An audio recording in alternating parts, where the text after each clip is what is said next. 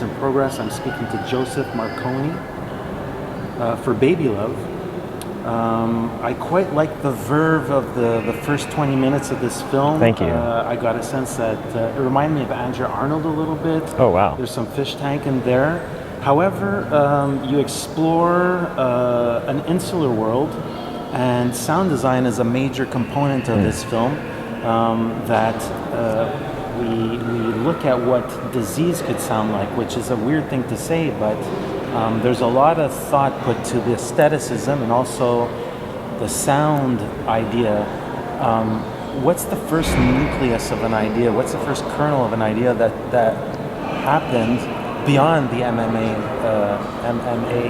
aspect? We had shot a proof of concept back in 2020 where we got to try different techniques that we ended up not using to try to get across this physicality, and what she was thinking internally and experiencing physically. And the hard part was to not try to do too much with it, because there are so many different things that she could have been experiencing, and we didn't want to confuse the audience with too many different sensations and feelings. And it was kind of like both limiting and freeing to do that, because part of me wanted to really showcase, there's the weight cutting aspect of MMA and what that feels like, and the general just body pains and how you heal from that, so there are so many different aspects that we could have gone into, but at the end of the day, we wanted to keep this kind of a mental journey, if that makes sense. It does make sense. There's a crossover of worlds. I found fascinating how the idea of healing also coexists with this idea of aggression. And I also like the idea of exploring worlds that we sort of have a vague idea about, but we don't really see it too often. So how did this idea of aggression in a very violent contact sport coexist with this idea of therapy and healing? How did both sprout at the same time, and how did you figure out the balance between what you want to portray at a certain juncture, especially at the onset of the film? These are great questions.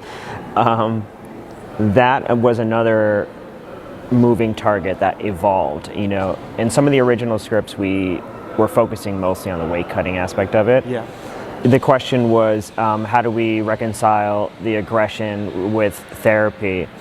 I think that's an interesting concept because, for me, therapy has been part of my world for quite a while.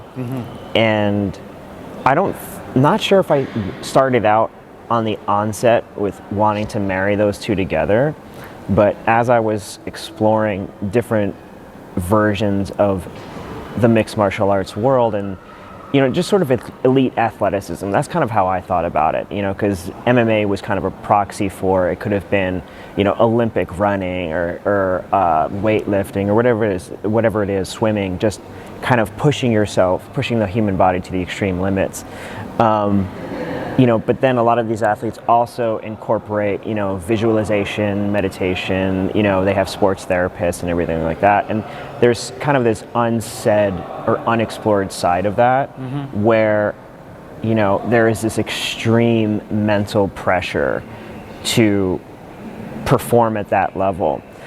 And personally, for me, there was a point during the evolution of trying to make this film, and I think I might have talked to this in my intro, where I knew that if I was going to get to the point where I was making this feature film the way that I wanted to make it, that I would really have to work on my own thinking and change my own thinking. So it became really exciting to kind of reflect that in the script, where you have this young woman who is immensely talented, but her problem isn't her physicality, isn't her aggression. Her problem is understanding how to really take care of herself and it was the battle up here that she had to, go through. And later on in the film, I don't know what you only saw the first 20 minutes. We only saw the first 20 minutes. Yeah, so later on in the film, we introduce her mother, and we really get to learn a lot about kind of her past and how she kind of got to where she is,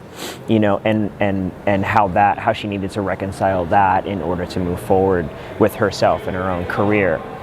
The film's lead, there's a rawness to her, there's this enigmatic quality. I wrote, she's an actual seasoned actress.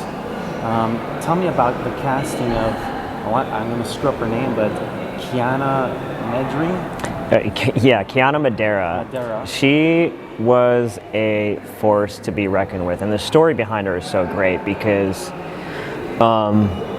we actually had another actress in the lead that fell ill and could not continue past the second day.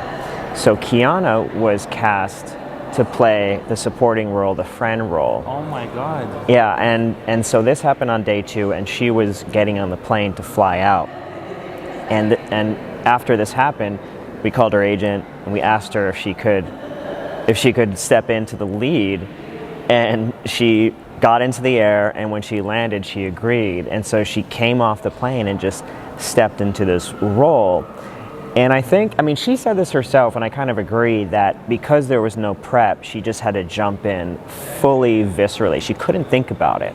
Yeah, so she had to jump in without, having the time to kind of process it and make it and absorb it, or do your however she prepares for the role. And she said that, again, which I agree with, that it really helped her out.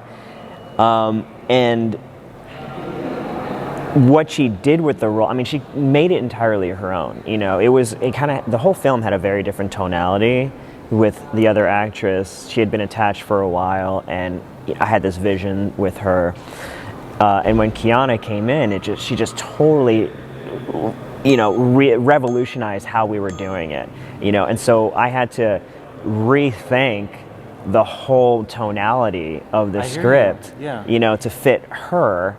Which was really exciting because it was so difficult because we lost locations because of that. We lost cities, we lost actors, and from a production standpoint, it was a nightmare.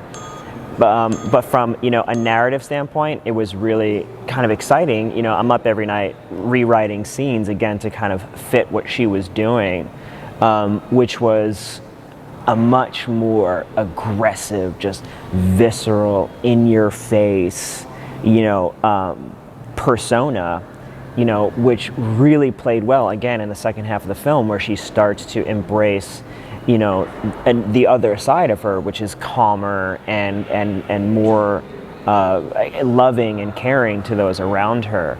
But yeah, I want nothing more for her than to win all the awards, because she like what she did for the film is incredible. So in a way, it made you reconfigure the film. It puts you in a whole different sphere. Yes. You had your own stress level to contend with or deal with. That's right. And so you're perhaps that's that sensibility or that rawness is thanks to the film gods, thanks to movie magic. Yes, the film gods, absolutely. So at this point, your film, after the 20 minutes, it feels very much polished and complete. I imagine that the third wave, the third process of you editing, you perhaps saw things, you retooled some things. How is it to sort of like sit with a film that's very, very close to picture lock? What does that mean for you to be putting this creative hat on, and also the experience of potentially reaching out and finding artists across the pond and engaging in another creative synergy that perhaps you didn't think of at the onset? Yeah, this part for me is really exciting. Over the years, I have developed a way of working, which is I'm used to working with very limited resources. And so because of everything that happened, and we only had 14 days to shoot, we had to lose a lot of scenes, we had to reconfigure a lot of scenes, we had to, because of that, continuity didn't always match up, and our timeline didn't always match up because we shot very out of order. And so we were forced to get very creative, and sometimes we had to reorder certain scenes or find very different ways through scenes, through the edit, with my editor, Ariana Tomasetic, who is incredible. She worked on Sound of Metal. She was unbelievable. I mean, she's such a superstar of this because she was able to, really find a way with, the limitations that we had. I mean, we had certain scenes that worked beautifully. I mean, one of the scenes that you saw in the cannabis store. Yes. Yes. Like that was like first cut, perfect. Didn't have to do anything to it. It worked really well. And then there were other scenes that were really problematic that we had to get really creative with. But again, I really, really enjoy hitting those walls and then having to kind of reinvent it, because it's a challenge.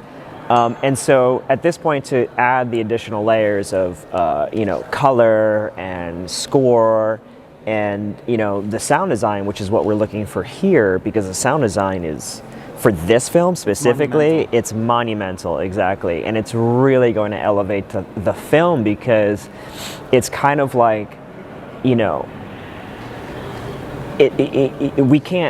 need to feel the punches. We need to feel the physicality like you started off with, and we can't get that without the sound. This is Eric from IONCINEMA.com. If you want to support us, subscribe below. For more reviews, interviews, film festival coverage from Sundance, Cannes, Toronto, you want to check out these guys on this side.